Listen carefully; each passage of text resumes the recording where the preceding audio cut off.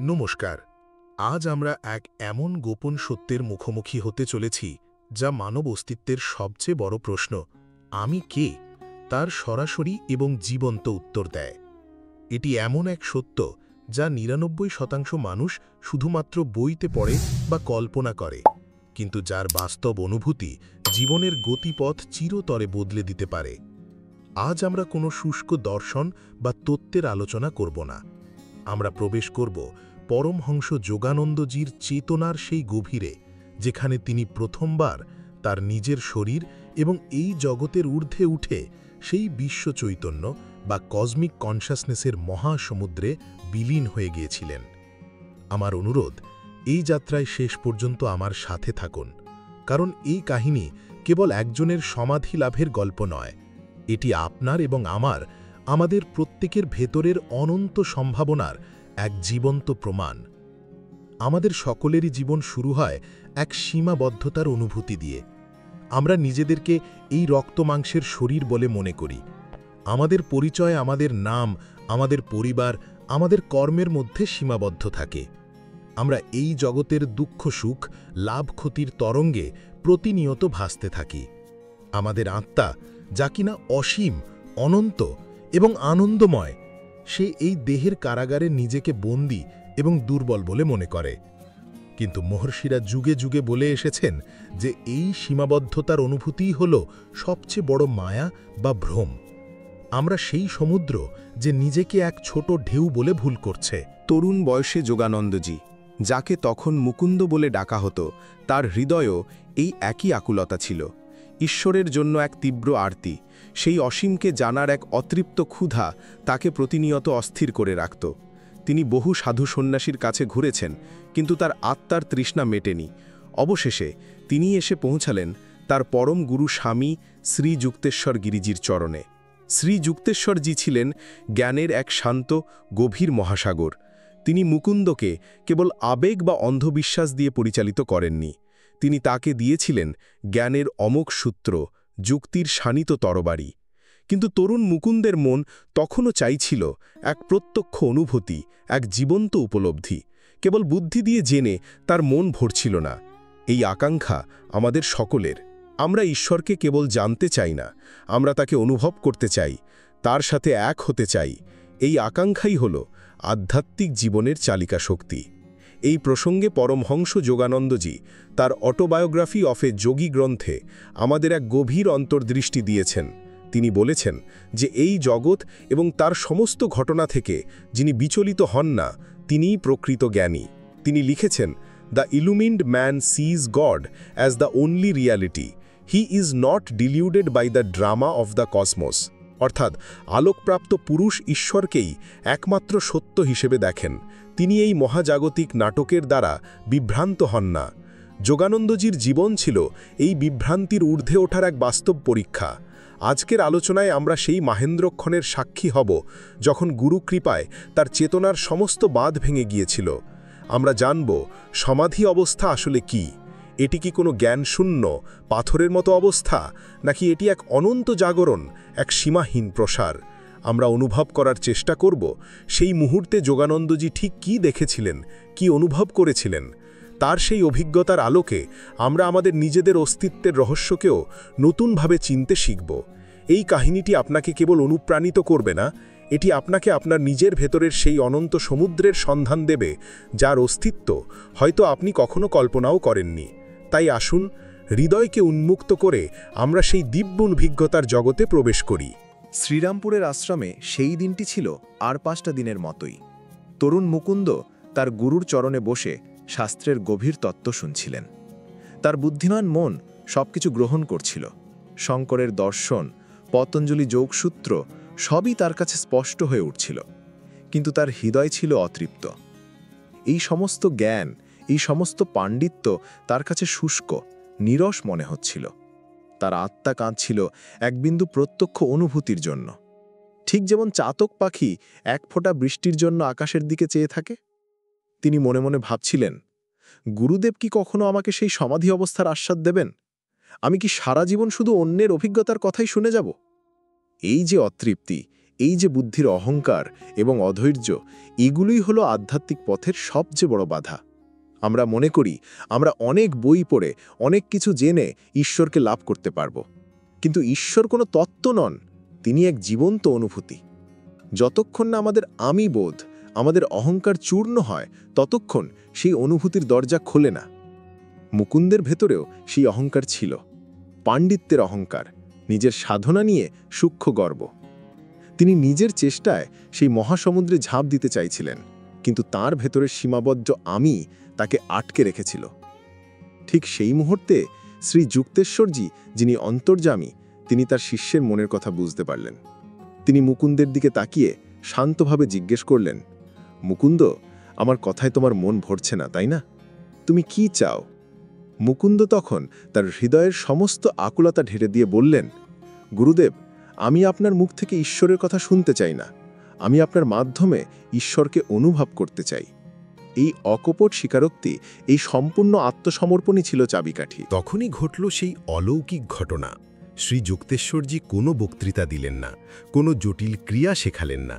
তিনি শুধু তার আসন থেকে উঠে এসে মুকুন্দের বুকে আলতো করে একটি টোকা দিলেন। সেটি কোনো সাধারণ স্পর্শ ছিল না, সেটি ছিল গুরুকৃপার এক বৈদ্যুতিক প্রবাহ, এক দিব্য শক্তির সংক্রমণ। সেই মুহূর্তে কি ঘটেছিল তা বর্ণনা করতে গিয়ে যোগানন্দজি লিখেছেন যে তার নিঃশ্বাস বন্ধ হয়ে গিয়েছিল, তার হৃদয়ে এবং ফুসফুস যেন কাজ করা থামিয়ে দিয়েছে। কিন্তু তিনি জীবিত ছিলেন এবং এক অদ্ভুত আনন্দময় অবস্থায় তার চেতনা প্রসারিত হতে শুরু করেছিল। এখান থেকেই সমাধি অবস্থা নিয়ে আমাদের সাধারণ ভুল ধারণাগুলি ভাঙতে শুরু করে। আমরা মনে করি সমাধি মানে এক জড়বৎ, অচেতন অবস্থা, কিন্তু যোগানন্দজির অভিজ্ঞতা আমাদের শেখায় যে সমাধি হল এক চরম সচেতন অবস্থা, সুপার কনশিয়াস স্টেট। এটি চেতনার বিলুপ্তি নয়, বরং চেতনার অনন্ত প্রসার। এটি সেই অবস্থা যেখানে শ্বাস-প্রশ্বাসের প্রয়োজন হয় না, কারণ আত্মা তখন দেহের সীমাবদ্ধতা থেকে মুক্ত হয়ে সরাসরি মহাজাগতিক শক্তি বা কসমিক এনার্জি থেকে নিজের পুষ্টি গ্রহণ করে। এই ভারসাম্যই আমাদের স্বাভাবিক অবস্থায় থাকে না। এই ভারসাম্য ফিরে পাওয়ার গুরুত্ব বোঝাতে গিয়েই পরমহংস যোগানন্দজি বলেছেন, practice of meditation enables man to Regain the divine equilibrium he has lost. অর্থাৎ ধ্যানের অভ্যাস মানুষকে সেই দিব্য ভারসাম্য ফিরে পেতে সাহায্য করে যা সে হারিয়ে ফেলেছে। যোগানন্দজির বহু বছরের ধ্যান সাধনা তার শরীর ও মনকে সেই দিব্য শক্তির প্রবাহ ধারণ করার জন্য প্রস্তুত করে তুলেছিল। তার সাধনা ছিল সেই শুকনো কাঠ সংগ্রহ করার মতো, আর গুরুদেবের কৃপার স্পর্শ ছিল সেই অগ্নিশিখা যা এক মুহূর্তে সেই কাঠে আগুন ধরিয়ে দিয়েছিল। গুরুকৃপা ছাড়া এই চরম অনুভূতি লাভ করা প্রায় অসম্ভব, কারণ আমাদের অহংকার এতটাই শক্তিশালী যে তাকে নিজের চেষ্টায় সম্পূর্ণভাবে জয় করা যায় না। একজন মুক্ত পুরুষের দিব্য ইচ্ছা শক্তিই পারে সেই অহংকারের কঠিন দেওয়ালকে ভেঙে দিতে।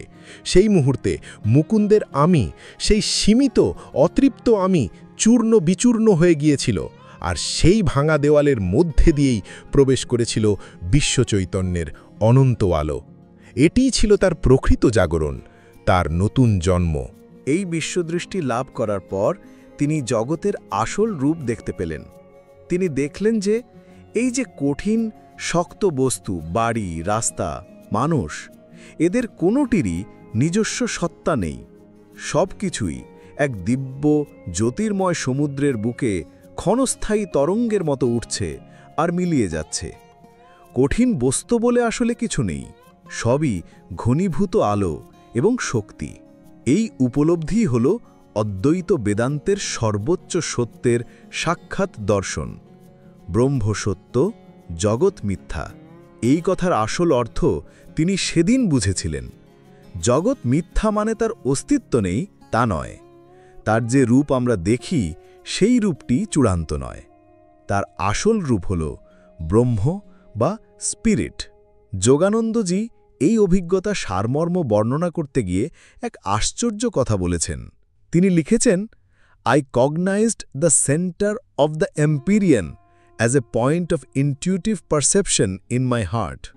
অর্থাৎ আমি এই সমগ্র মহাকাশের কেন্দ্রবিন্দুকে আমারই হৃদয়ের মধ্যে এক সজ্ঞালব্ধ বিন্দু হিসাবে উপলব্ধি করলাম। এর অর্থ হল সমগ্র ব্রহ্মাণ্ডের কেন্দ্র বাইরে কোথাও নয়, তা আমাদের নিজেদেরই চেতনার গভীরে অবস্থিত। এই জ্যোতির্ময় সমুদ্রের গভীরে তিনি শুনতে পেলেন এক অবিরাম ধ্বনি, মহাজাগতিক ওঙ্কারের ধ্বনি। তিনি অনুভব করলেন যে এই ধ্বনিই হল সেই কসমিক মোটর বা বিশ্বযন্ত্রের শব্দ, যা থেকে সমস্ত সৃষ্টি স্পন্দিত হচ্ছে। প্রতিটি অণু, প্রতিটি পরমাণু সেই এক ওঙ্কারের ছন্দে নেচে চলেছে। এটি হল সেই শব্দ ব্রহ্মের অনুভূতি, যা থেকে এই সমগ্র জগৎ প্রকাশিত হয়েছে। এই অনন্ত প্রসার এবং আনন্দের মধ্যে যোগানন্দজি তার নিজের মুকুন্দরূপী সত্তাকে অনুভব করলেন এক ক্ষীণ স্মৃতি হিসাবে সেই মহাসমুদ্রের বুকে এক ক্ষুদ্র বুদবুদের মতো।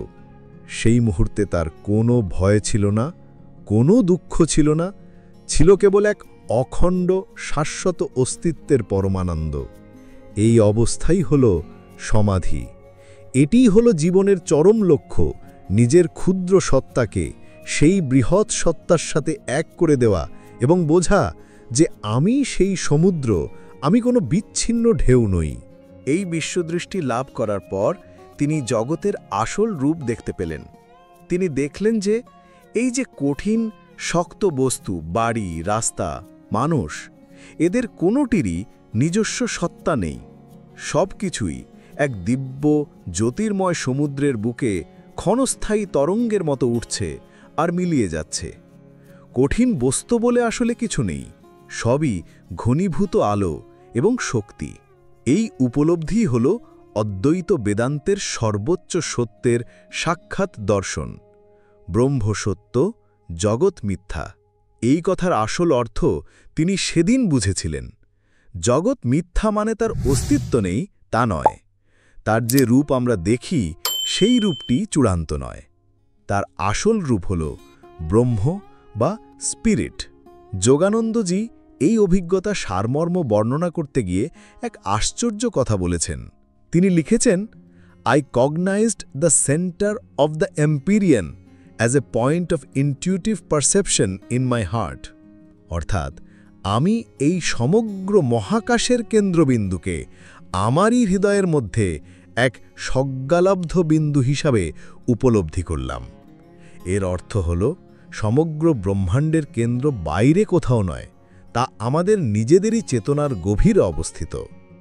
এই জ্যোতির্ময় সমুদ্রের গভীরে তিনি শুনতে পেলেন এক অবিরাম ধ্বনি, মহাজাগতিক ওঙ্কারের ধ্বনি। তিনি অনুভব করলেন যে এই ধ্বনিই হল সেই কসমিক মোটর বা বিশ্বযন্ত্রের শব্দ, যা থেকে সমস্ত সৃষ্টি স্পন্দিত হচ্ছে। প্রতিটি অণু, প্রতিটি পরমাণু সেই এক ওঙ্কারের ছন্দে নেচে চলেছে। এটি হল সেই শব্দ ব্রহ্মের অনুভূতি, যা থেকে এই সমগ্র জগৎ প্রকাশিত হয়েছে। এই অনন্ত প্রসার এবং আনন্দের মধ্যে যোগানন্দজি তার নিজের মুকুন্দরূপী সত্তাকে অনুভব করলেন এক ক্ষীণ স্মৃতি হিসাবে সেই মহাসমুদ্রের বুকে এক ক্ষুদ্র বুদবুদের মতো। সেই মুহূর্তে তার কোনো ভয় ছিল না, কোনো দুঃখ ছিল না, ছিল কেবল এক অখণ্ড শাশ্বত অস্তিত্বের পরমানন্দ। এই অবস্থাই হল সমাধি।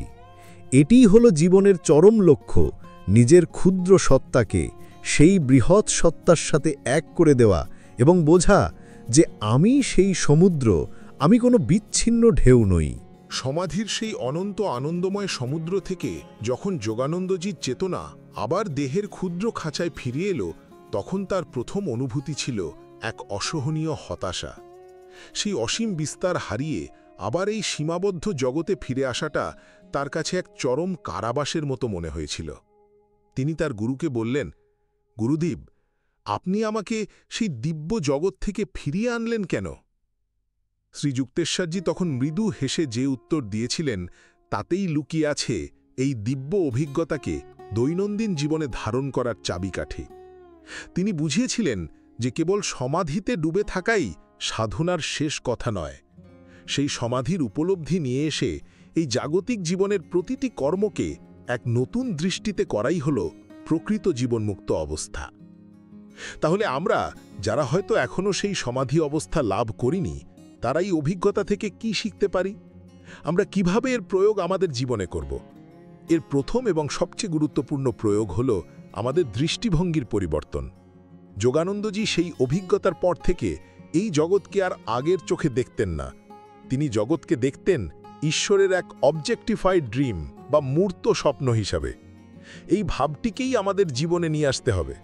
আমাদের বুঝতে হবে যে আমাদের জীবনের সুখ দুঃখ, লাভ ক্ষতি, সম্মান অপমান, এগুলো সবই সেই মহাজাগতিক স্বপ্নেরই এক একটি দৃশ্য।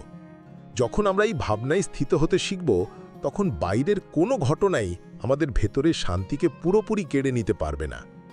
আমরা তখন জীবনের নাটকে এক দক্ষ অভিনেতা হয়ে উঠব, যে নিজের ভূমিকাটি নিষ্ঠার সাথে পালন করে, কিন্তু মনে মনে জানে যে সে আসলে এই ভূমিকার ঊর্ধ্বে এক শাশ্বত সত্তা। এই দৃষ্টিভঙ্গি আমাদের কর্মকে এক নতুন মাত্রা দেয়। আমরা তখন কর্ম করি, কিন্তু কর্ম ফলে আসক্ত হই না। এটিই হলো কর্মযোগের আসল রহস্য। আপনি আপনার অফিসের কাজ, আপনার বাড়ির দায়িত্ব সবকিছুই আগের চেয়ে অনেক বেশি মনোযোগ এবং দক্ষতার সাথে করবেন, কারণ আপনার মন তখন ফলাফলের উদ্বেগে বিক্ষিপ্ত থাকবে না। আপনার প্রতিটি কর্মই তখন হয়ে উঠবে ঈশ্বরের পূজা, এক দিব্য সেবা। আপনি তখন আর অহংকারের জন্য কাজ করবেন না, আপনি কাজ করবেন সেই বিশ্ব চৈতন্যের এক যন্ত্রের হিসাবে। এই ভাবকে জীবনে ধরে রাখার জন্য একটি অত্যন্ত কার্যকর অভ্যাস হল নিজের চেতনাকে মেরুদণ্ডে স্থিত রাখা। যোগানন্দজিকে তার গুরু শিখিয়েছিলেন যে মেরুদণ্ডই হল সেই স্বর্গের রাজপথ। আমাদের চেতনা যখন ইন্দ্রিয়ের মাধ্যমে বাইরের দিকে ছড়িয়ে থাকে, তখনই আমরা জগতের দ্বারা প্রভাবিত হই। কিন্তু যখন আমরা দিনের মধ্যে বারে বারে নিজের মনোযোগকে মেরুদণ্ডের গভীরে নিয়ে আসি, তখন আমরা আমাদের নিজেদের কেন্দ্রে ফিরে আসি। এই অভ্যাস আমাদের এক গভীর মানসিক এবং আধ্যাত্মিক ভারসাম্য দেয়। যখনই কোনো উদ্বেগজনক পরিস্থিতি আসবে বা মন খুব চঞ্চল হয়ে উঠবে, কয়েক মুহূর্তের জন্য নিজের মেরুদণ্ডকে সোজা করে বসুন এবং অনুভব করুন যে আপনার সমস্ত শক্তি সেই মেরুদণ্ডের গভীরে সঞ্চিত হচ্ছে। দেখবেন কিছুক্ষণের মধ্যেই আপনার মন শান্ত হয়ে আসবে। পরিশেষে এই উপলব্ধিকে আমাদের প্রতিটি সম্পর্কের মধ্যে নিয়ে আসতে হবে। যখন আমরা অন্য মানুষের দিকে তাকাই, তখন আমরা যেন কেবল তার বাইরের রূপ বা ব্যবহারকে না দেখি, আমরা যেন চেষ্টা করি তার ভেতরে থাকা সেই একই জ্যোতির্ময় সমুদ্রের একটি ঢেউকে দেখতে। এই অভ্যাস আমাদের হৃদয়কে করুণা, ক্ষমা এবং নিঃস্বার্থ প্রেমে পরিপূর্ণ করে তুলবে। তখন আর কারোর উপর রাগ বা ঘৃণা পোষণ করা সম্ভব হবে না, কারণ আপনি জানবেন যে সেও সেই একই দিব্য নাটকের আরেকজন অভিনেতা, যে নিজের ভূমিকা পালন করছে। এই দিব্য স্থিতাবস্থায় পৌঁছানোর গুরুত্ব বোঝাতে গিয়ে শ্রী যুক্তেশ্বরজি এক অমূল্য উপদেশ দিয়েছেন। তিনি বলেছেন, "Forget the past. The vanished lives of all men are dark with many shames. Human conduct is ever unreliable until man is anchored in the divine." অর্থাৎ, অতীতকে ভুলে যাও। সমস্ত মানুষের গত জীবন বহু লজ্জায় অন্ধকার। মানুষের আচরণ সর্বদাই অবিশ্বাস্য, যতক্ষণ না সে সেই দিব্য সত্তায় নিজেকে প্রতিষ্ঠিত বা অ্যাঙ্কার করছে। তাই আমাদের কাজ হল অন্যের আচরণের ওপর নির্ভর না করে নিজেদেরকে সেই দিব্য সত্তায় প্রতিষ্ঠিত বা অ্যাঙ্কার করার নিরন্তর চেষ্টা করে যাওয়া। আজ আমরা এক মহাজীবনের এক দিব্য মুহূর্তের সাক্ষী হলাম। আমরা দেখলাম কিভাবে এক আকুল, অতৃপ্ত শিষ্যের ওপর গুরুকৃপা বর্ষিত হয়েছিল এবং কিভাবে সেই কৃপার স্পর্শে তার চেতনার সমস্ত দেওয়াল চূর্ণ বিচূর্ণ হয়ে গিয়েছিল।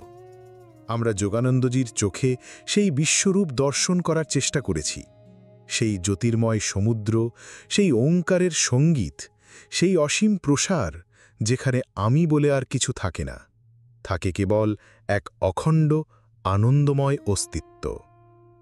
পরিশেষে আমরা সেই দিব্য উপলব্ধিকে আমাদের জাগতিক জীবনে প্রতিষ্ঠিত করার পথ খুঁজেছি। এখন এই যাত্রার শেষে এসে সবচেয়ে বড় প্রশ্নটি হল, এই কাহিনীর তাৎপর্য কি? এটি কি কেবল একজন মহান যোগীর জীবনের এক অলৌকিক ঘটনা যা আমাদের নাগালের বাইরে? উত্তরটি হল না, একেবারেই না। পরমহংস যোগানন্দজির এই সমাধি লাভের কাহিনী কোনো ব্যক্তিগত ডায়েরির পাতা নয়।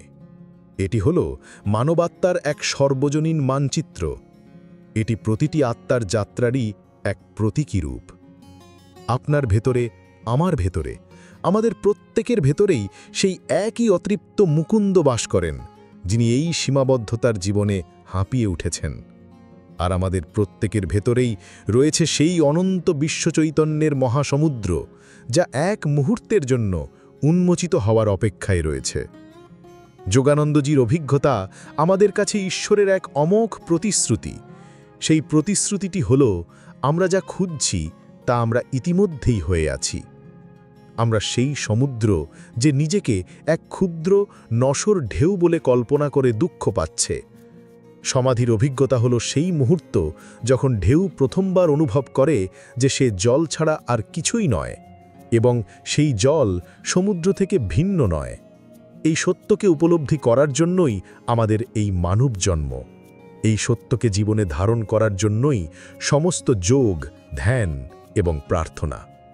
তাই আজ এই আলোচনা শোনার পর হতাশ হবেন না যে আপনি এখনও সেই অভিজ্ঞতা লাভ করেননি, বরং অনুপ্রাণিত হন।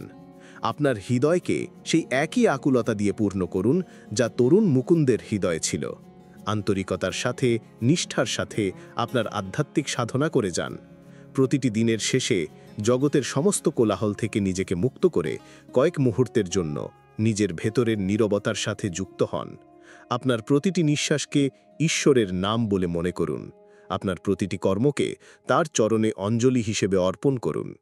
আর বিশ্বাস রাখুন যে যে গুরুশক্তি যোগানন্দজিকে পথ দেখিয়েছিল, সেই একই শক্তি আপনার হাতও ধরে আছে। এই চূড়ান্ত সত্যটিকেই পরমহংস যোগানন্দজি এক অত্যন্ত সরল অথচ গভীর কথায় আমাদের জন্য রেখে গেছেন। তিনি আমাদের নিজেদের আসল পরিচয় মনে করিয়ে দিয়ে বলেছেন, man is a soul with a body, not a body with a soul. অর্থাৎ মানুষ হলো এক আত্মা যার একটি শরীর আছে। সে এমন কোনো শরীর নয় যার একটি আত্মা আছে। এই একটি বাক্যেই লুকিয়ে আছে সমস্ত মুক্তির চাবিকাঠি। আপনার পরিচয় আপনার শরীরে নয়, আপনার পরিচয় সেই অবিনশ্বর আত্মায়। আপনি সেই খাঁচা নন, আপনি সেই খাঁচার ভেতরের অনন্ত বিহঙ্গ।